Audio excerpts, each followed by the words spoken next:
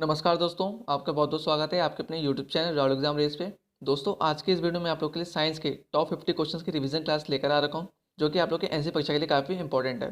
दोस्तों, इस वीडियो में मैंने महत्वपूर्ण प्रश्नों को सम्मिलित कर रखा है, जो कि आप लोग के एनसी परीक्षा के लिए काफ़ी इंपॉर्टेंट है। तो दोस्तों, आप जैसा कि आप लोग जानते हैं, जो एचएम ऑपरेटर है उसकी जो परीक्षा है दोस्तों, वो 29 नवंबर को कंडक्ट कराया जाएगा। ठीक है, तो इसलिए दोस्तों आप लोग अब जितना भी हो सके प्रैक्टिस सेट लगाएं, जितना भी हो सके मॉक टेस्ट लगाएं। ठीक है, और ज़्यादा से ज़्यादा अपने पढ़ाई हुई चीज़ को रिवीजन करें, जो कि आप लोग के लिए बेटर होगा।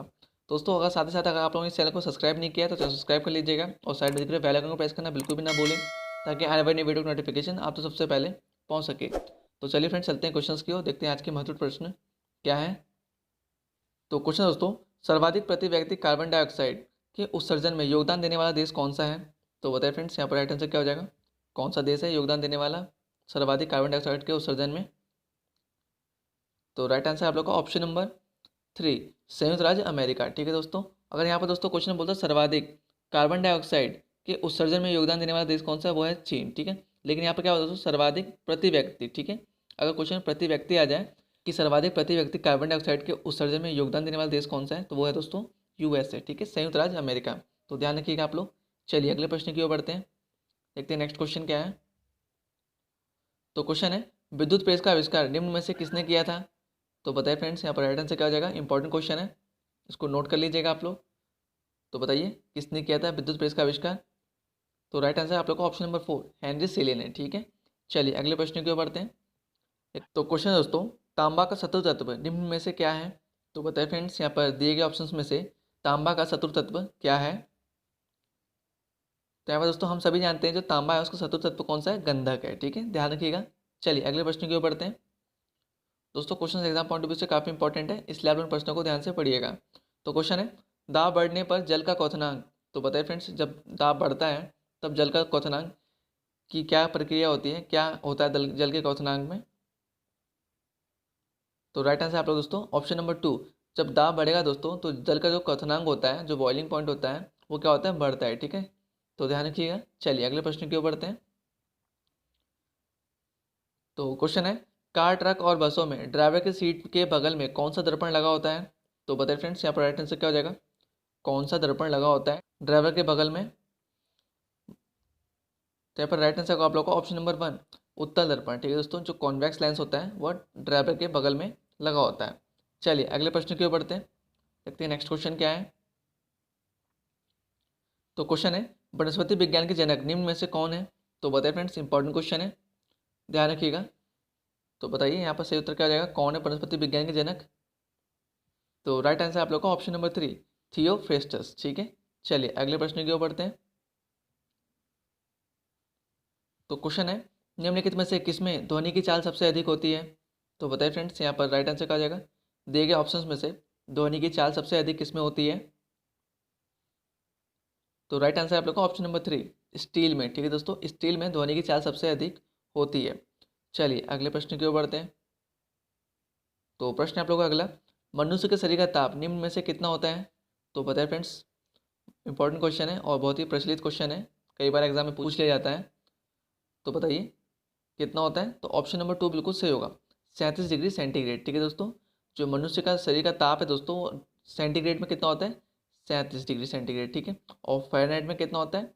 98.6 फ़ारेनहाइट। ठीक है, और केल्विन में कितना होता है? 310 केल्विन। ठीक है, तो ये सब बातें आप लोग को ध्यान रखनी है। चलिए अगले प्रश्न की ओर बढ़ते हैं। तो क्वेश्चन दोस्तों, सेकंड पेंडुलम का आवर्तकाल क्या होता है? तो बताइए फ्रेंड्स, यहाँ पर राइट आंसर क्या हो जाएगा? जो सेकंड पेंडुलम का आवर्तकाल है कितना होता है? तो राइट आंसर आप लोग का ऑप्शन नंबर 3, 2 सेकंड का होता है। ठीक है, चलिए अगले प्रश्न की ओर बढ़ते हैं।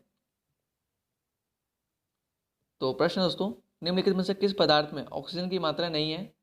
तो बताइए फ्रेंड्स, यहाँ पर राइट आंसर क्या हो जाएगा? इंपॉर्टेंट क्वेश्चन है, दिए गए ऑप्शन में से किस ऑप्शन में दोस्तों ऑक्सीजन की मात्रा नहीं होती है? तो राइट आंसर आप लोग का ऑप्शन नंबर 3, मिट्टी के तेल में। ठीक है दोस्तों, जो कैरोसिन है उसमें ऑक्सीजन की मात्रा नहीं पाई जाती है। चलिए अगले प्रश्न की ओर बढ़ते हैं। तो क्वेश्चन है, निम्नलिखित में से कौन सा एक आवेश रहित, दोस्तों यहाँ पर कण होगा। ठीक है, बताइए निम्नलिखित में से कौन सा एक आवेश रहित कण है? तो राइट आंसर आप लोग का दोस्तों ऑप्शन नंबर 3, न्यूट्रॉन। ठीक है दोस्तों, जो न्यूट्रॉन होता है दोस्तों वो बिल्कुल न्यूट्रल होता है। ठीक है, उसमें कोई आवेश नहीं होता है। ठीक है, ध्यान रखिएगा। चलिए अगले प्रश्न की ओर बढ़ते हैं। तो क्वेश्चन है, पौधे की आंतरिक संरचना का अध्ययन क्या कहलाता है? तो पता है फ्रेंड्स, इंपॉर्टेंट क्वेश्चन है, इसको नोट कर लीजिएगा आप लोग। पौधे की जो आंतरिक संरचना है उसका जो अध्ययन है वो क्या कहलाता है? तो यहाँ पर सही उत्तर क्या होगा आप लोग का? Option number 3, शारीरिकी। ठीक है, चलिए अगले प्रश्न की ओर बढ़ते हैं। देखते हैं नेक्स्ट क्वेश्चन क्या है। दोस्तों अगर वीडियो आप लोगों को ज़रा सा भी हेल्पफुल लगे तो वीडियो को लाइक कर दीजिएगा और वीडियो जैसे शेयर करें ताकि और भी स्टूडेंट तक की वीडियो पहुंच सके, उनकी भी तैयारी हो सके।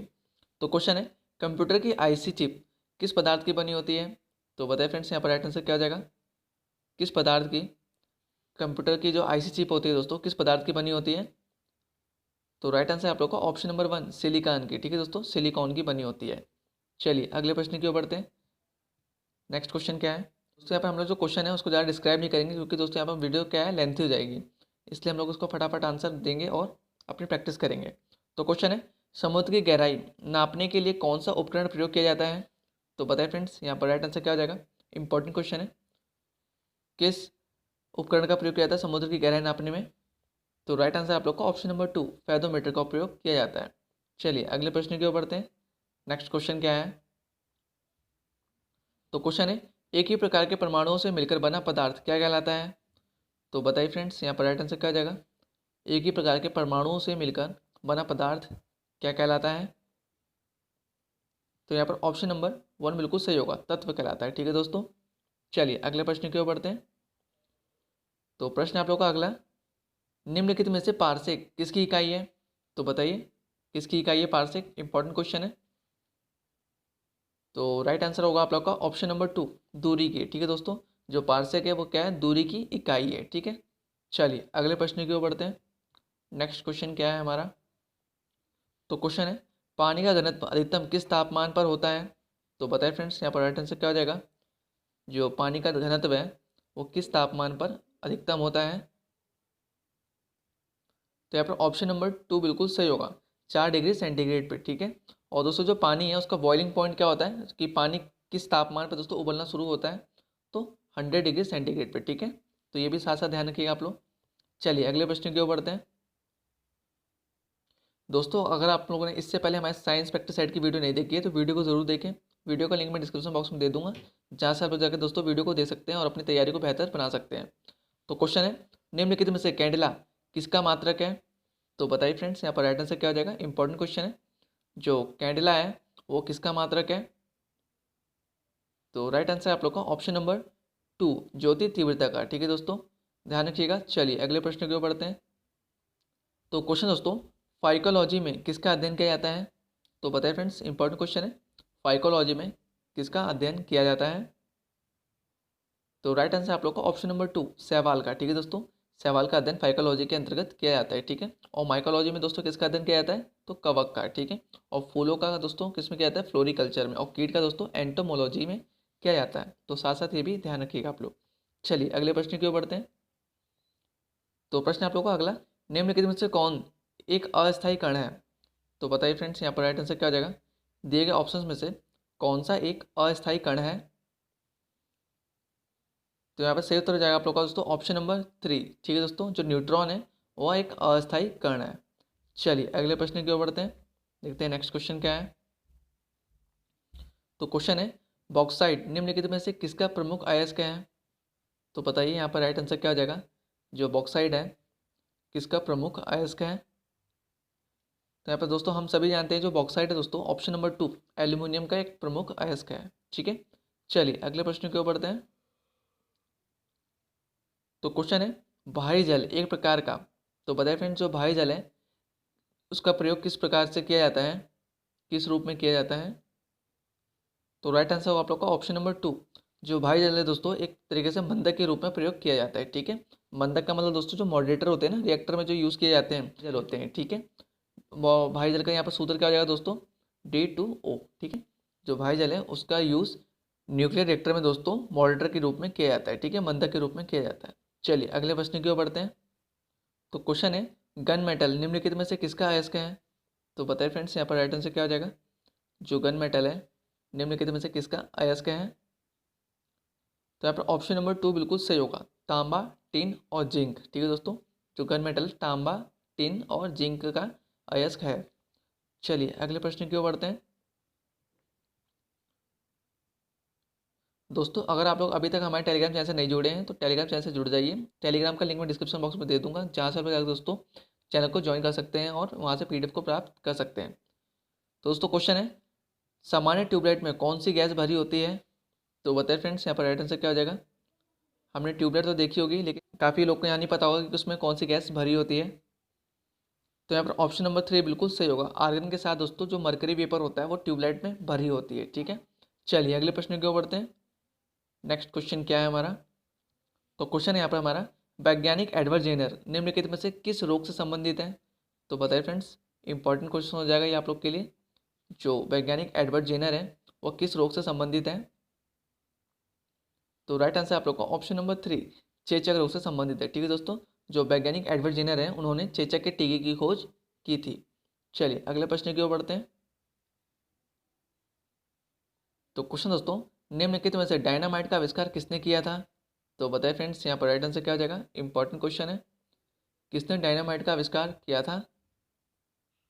तो राइट आंसर आप लोग को ऑप्शन नंबर 1, अल्फ्रेड नोबल ने। ठीक है दोस्तों, चलिए अगले प्रश्न की ओर बढ़ते हैं।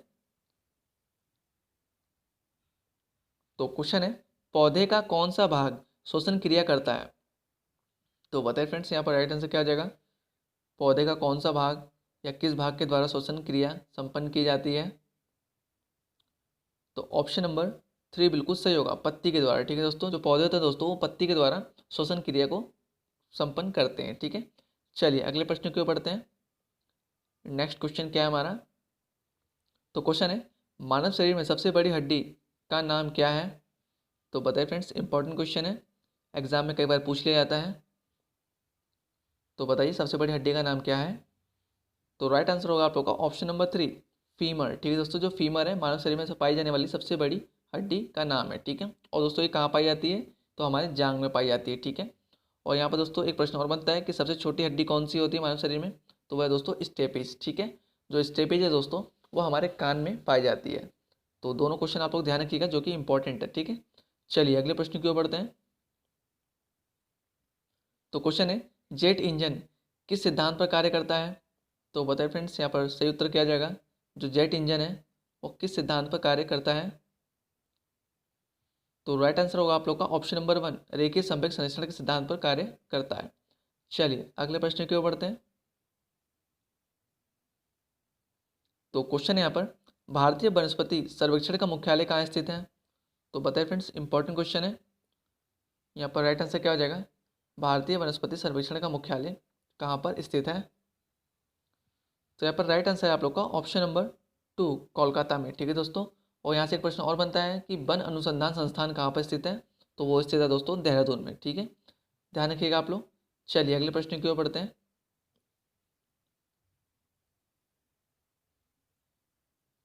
तो क्वेश्चन है, लाइकेन निम्नलिखित में से किसके सूचक होते हैं? तो बताइए फ्रेंड्स, यहाँ पर राइट आंसर क्या हो जाएगा? इंपॉर्टेंट क्वेश्चन है, इसको नोट कर लीजिएगा आप लोग। जो लाइकेन होते हैं वो किसके सूचक होते हैं? तो यहाँ पर ऑप्शन नंबर 2 बिल्कुल सही होगा, वायु प्रदूषण के। ठीक है दोस्तों, जो लाइकेन होते हैं वो वायु प्रदूषण के सूचक होते हैं। चलिए अगले प्रश्न की ओर बढ़ते हैं, देखते हैं नेक्स्ट क्वेश्चन क्या है। तो क्वेश्चन है, वृक्षों के छालों पर उगने वाले कवकों को क्या कहते हैं? तो बताइए फ्रेंड्स, यहाँ पर राइट आंसर क्या हो जाएगा? वृक्षों के छालों पर उगने वाले कवकों को क्या कहते हैं? तो राइट आंसर है आप लोग को ऑप्शन नंबर 1, कार्टियोकोल्स। ठीक है दोस्तों, वृक्षों के छाल पर उगने वाले कवक जो होते हैं दोस्तों वो कार्टियोकोल्स कहलाते हैं। चलिए अगले प्रश्न की ओर बढ़ते हैं, देखते हैं नेक्स्ट क्वेश्चन क्या है। तो क्वेश्चन दोस्तों, निम्नलिखित में से किसे वर्गीकी का पितामह कहा जाता है? तो बताइए फ्रेंड्स, यहाँ पर राइट आंसर क्या हो जाएगा? किसे कहा जाता है वर्गीकी का पितामह? तो राइट आंसर आप लोग का option number 2, Carl von Linnaeus को। ठीक है दोस्तों, और कार्ल वॉन लिनियस को ही दोस्तों द्विनाम पद्धति के प्रतिपादक के रूप में भी जाना जाता है। तो दोनों क्वेश्चन ध्यान रखिएगा आप लोग। चलिए बढ़ते हैं अगले प्रश्न की ओर। तो प्रश्न है, बैरोमीटर के, तो क्वेश्चन दोस्तों, बैरोमीटर में पारे का तल एकाएक गिरना प्रदर्शित करता है। तो बताइए फ्रेंड्स, यहाँ पर राइट आंसर क्या हो जाएगा? बैरोमीटर में जो पारे का तल है वो एकाएक गिरना क्या प्रदर्शित करता है? तो राइट आंसर आपका दोस्तों ऑप्शन नंबर 3, ठीक है, तूफान का संकेत देता है। ठीक, चलिए अगले प्रश्न की ओर बढ़ते हैं, देखते हैं नेक्स्ट क्वेश्चन क्या है। तो क्वेश्चन है, अमोनियम क्लोराइड का घोल निम्न में से कैसा होता है? तो बताइए यहाँ पर सही उत्तर क्या हो जाएगा। जो अमोनियम क्लोराइड होता है दोस्तों, उसका घोल किस प्रकार का होता है? तो राइट आंसर दोस्तों आप लोग का ऑप्शन नंबर 2, अम्लीय। ठीक है दोस्तों, जो अमोनियम क्लोराइड है उसका घोल कैसा होता है? अम्लीय होता है, ठीक है, एसिडिक होता है। चलिए अगले प्रश्न की ओर बढ़ते हैं। तो प्रश्न दोस्तों हमारा अगला, परमाणु बम निम्नलिखित में से किस सिद्धांत पर कार्य करता है? तो दोस्तों बताइए, इंपॉर्टेंट क्वेश्चन है, इसको नोट कर लीजिएगा, एग्जाम में पूछ लिया जाता है क्वेश्चन। तो बताइए किस सिद्धांत पर कार्य करता है परमाणु बम? तो राइट आंसर आप लोगों को ऑप्शन नंबर 2, नाभिकीय विखंडन के सिद्धांत पर कार्य करता है। चलिए अगले प्रश्न की ओर बढ़ते हैं। तो प्रश्न दोस्तों, पिच ब्लेंड निम्न में से किसका अयस्क है? तो बताइए फ्रेंड्स, यहाँ पर राइट आंसर क्या हो जाएगा? दिए गए ऑप्शंस में से पिच ब्लेंड किसका अयस्क है? तो राइट आंसर आप लोग को ऑप्शन नंबर 1, रेडियम का। ठीक है दोस्तों, चलिए अगले प्रश्न की ओर बढ़ते हैं। दोस्तों question exam point of view से काफ़ी इंपॉर्टेंट है, इसलिए आप लोग इन प्रश्नों को ध्यान से पढ़िएगा ताकि आप लोग के एक भी प्रश्न ऐसे की परीक्षा में ना छूट सके। तो क्वेश्चन है, खाद्य ऊर्जा को हम किस इकाई में मापते हैं? तो बताइए यहाँ पर राइट आंसर क्या हो जाएगा। जो खाद्य ऊर्जा को हम किस इकाई में मापते हैं? तो यहाँ पर दोस्तों हम जानते हैं कि एम्पीयर में तो बिल्कुल नहीं मापते, कैरेट में दोस्तों सोना को मापा जाता है। ठीक है, और जो एक लास्ट क्या बचा हमारा यहाँ पर, कैलोरी। ठीक है, तो खाद्य ऊर्जा को दोस्तों कैलोरी में मापा जाता है। चलिए अगले प्रश्न की ओर बढ़ते हैं, देखते हैं हमारा अगला प्रश्न क्या है। तो प्रश्न है, निम्नलिखित ईंधनों में से कौन सा एक गैस वेल्डिंग में प्रयोग में आता है? तो बताइए यहाँ पर राइट आंसर क्या हो जाएगा। कौन सा ईंधन है दोस्तों जो कि गैस वेल्डिंग के प्रयोग में आता है? तो राइट आंसर आप लोग का ऑप्शन नंबर 4, एसिटिलीन। ठीक है दोस्तों, गैस वेल्डिंग में दोस्तों एसिटिलीन का भी प्रयोग किया जाता है। चलिए अगले प्रश्न की ओर बढ़ते हैं। तो क्वेश्चन है, बायोडीजल के उत्पादन में निम्नलिखित में से कौन सी प्रक्रिया प्रयुक्त की जाती है? तो बताइए फ्रेंड्स, यहाँ पर राइट आंसर क्या हो जाएगा। इंपॉर्टेंट क्वेश्चन है, नोट कर लीजिएगा इसे। तो कौन सी प्रक्रिया प्रयुक्त की जाती है बायोडीजल के बनाने में? तो राइट आंसर आप लोग को ऑप्शन नंबर 2, ट्रांस एस्टेरिफिकेशन। ठीक है दोस्तों, जो ट्रांस एस्टेरिफिकेशन प्रक्रिया है वो बायोडीजल के उत्पादन में प्रयोग की जाती है। चलिए अगले प्रश्न की ओर बढ़ते हैं। तो क्वेश्चन हमारा अगला दोस्तों, भाप अंगार गैस किसका मिश्रण होता है? तो बताइए यहाँ पर राइट आंसर क्या हो जाएगा। इंपॉर्टेंट क्वेश्चन है, जो भाप अंगार गैस होता है वो किसका मिश्रण होता है? तो राइट आंसर आप लोग का ऑप्शन नंबर 3, कार्बन मोनोऑक्साइड और हाइड्रोजन का मिश्रण होता है। ठीक है, चलिए अगले प्रश्न की ओर बढ़ते हैं। तो प्रश्न है, बायोगैस संयंत्र से निष्कासित निम्नलिखित में से कौन सी गैस ईंधन गैस के रूप में प्रयोग में लाई जाती है? तो बताइए यहाँ पर राइट आंसर क्या हो जाएगा। कौन सी गैस उपयोग में लाई जाती है? तो ऑप्शन नंबर 3 बिल्कुल सही होगा, मीथेन गैस। ठीक है दोस्तों, चलिए अगले प्रश्न की ओर बढ़ते हैं। तो प्रश्न हमारा अगला, निम्नलिखित में से कौन सा एक प्राकृतिक गैस का मुख्य घटक है? तो बताइए यहाँ पर राइट आंसर क्या हो जाएगा। कौन सा गैस एक प्राकृतिक गैस का मुख्य घटक है? तो यहाँ पर हम सभी जानते हैं दोस्तों, जो ऑप्शन नंबर 3 जो मीथेन है दोस्तों, वो क्या है, प्राकृतिक गैस का मुख्य घटक है। चलिए अगले प्रश्न की ओर बढ़ते हैं, देखते हैं नेक्स्ट क्वेश्चन क्या है हमारा। तो क्वेश्चन दोस्तों, मानव शरीर में सबसे मजबूत मांसपेशियाँ कहाँ होती हैं? तो बताइए यहाँ पर राइट आंसर क्या हो जाएगा। मानव शरीर में सबसे मजबूत मांसपेशियाँ कहाँ पर पाई जाती हैं? तो राइट आंसर आप लोगों को ऑप्शन नंबर 3, जबड़ों में। ठीक है दोस्तों, जबड़ों में दोस्तों सबसे मजबूत मांसपेशियाँ पाई जाती हैं। ठीक है, चलिए अगले प्रश्न की ओर बढ़ते हैं। तो प्रश्न है, मानव तंत्र में निम्नलिखित में से कौन सा एक पाचन एंजाइम नहीं है? तो बताइए यहाँ पर राइट आंसर क्या हो जाएगा।